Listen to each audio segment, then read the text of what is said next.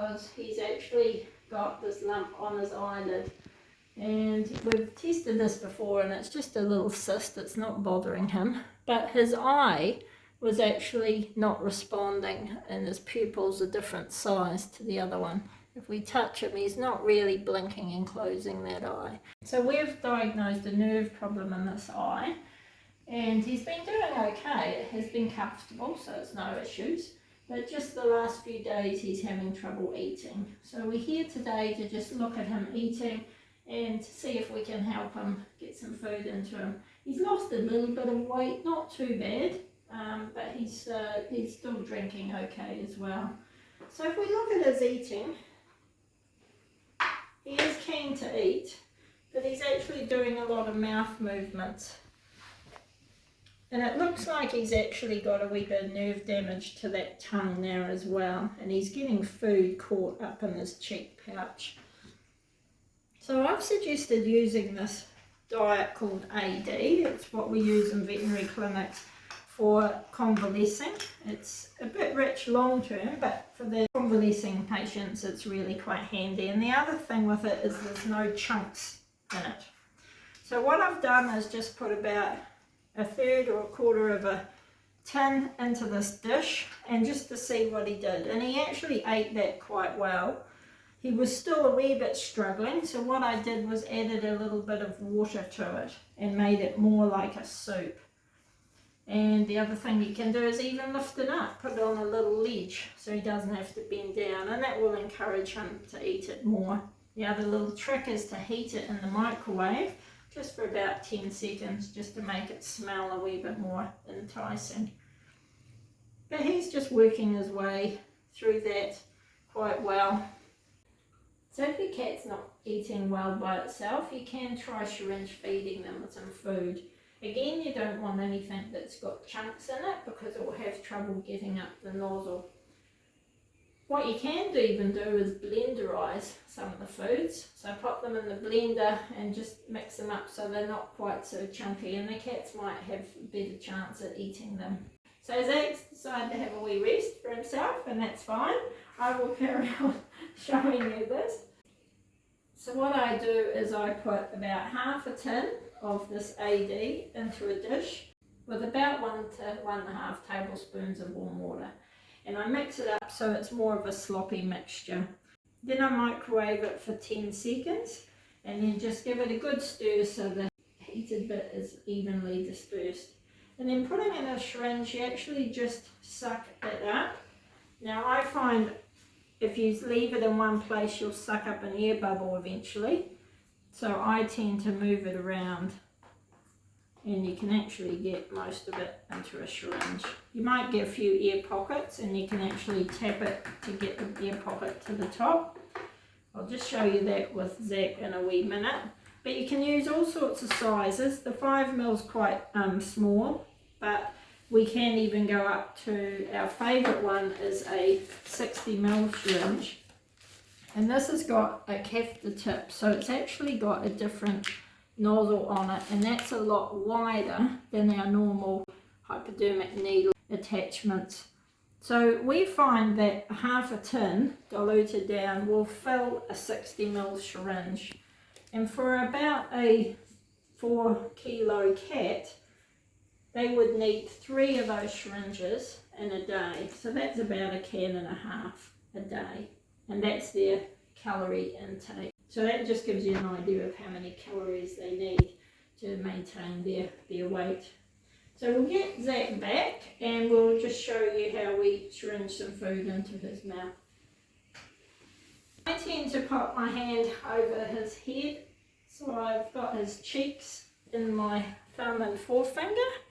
And then I tend to just put the nozzle of the syringe in behind the fang tooth and on the roof of the mouth.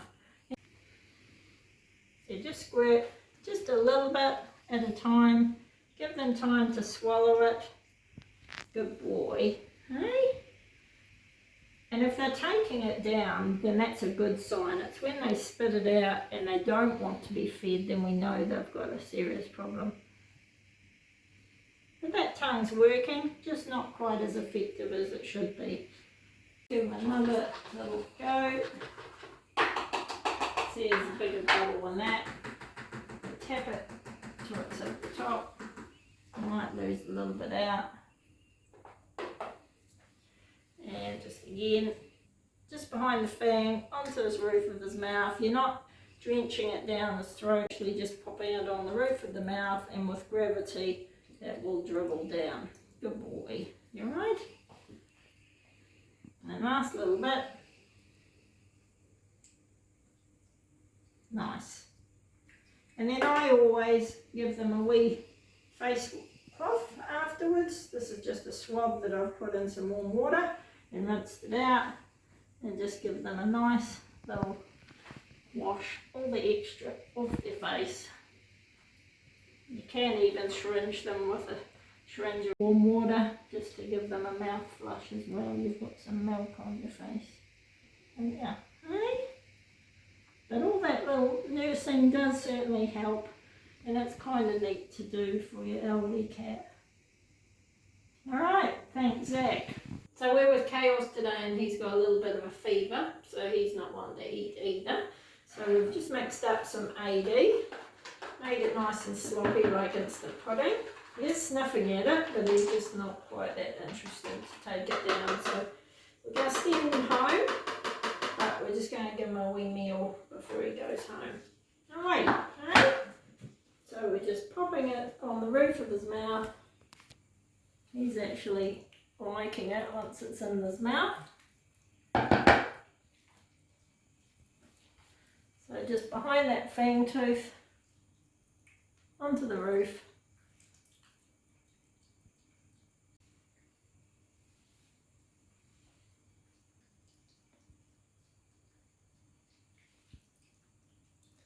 Just give him a chance to swallow that nicely.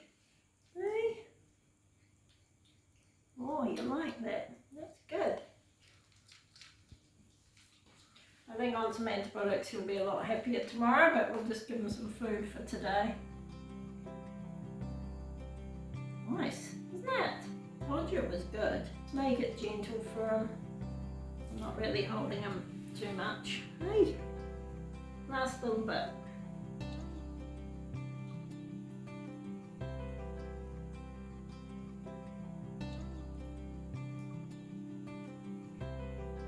Now you do get some cats that don't like it and they'll spit it out, so then you know that they're a little bit more tricky.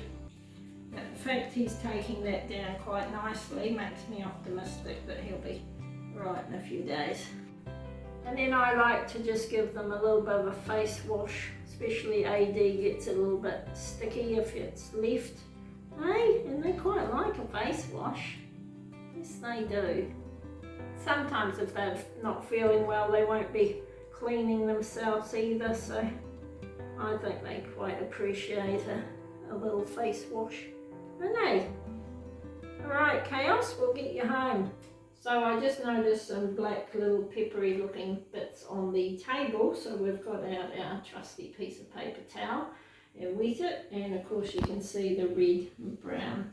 So he's actually got a flea or two rogue on his body, and this is all flea poo. So as I say, it's not always one thing when they come into the vet clinic. We often find other things too. So we'll get him on some flea treatment as well. We'll check him out tomorrow and make sure that he's feeling better, and we can go from there, but I'm sure his fever will start to come down on some antibiotics. Well done, Kaos.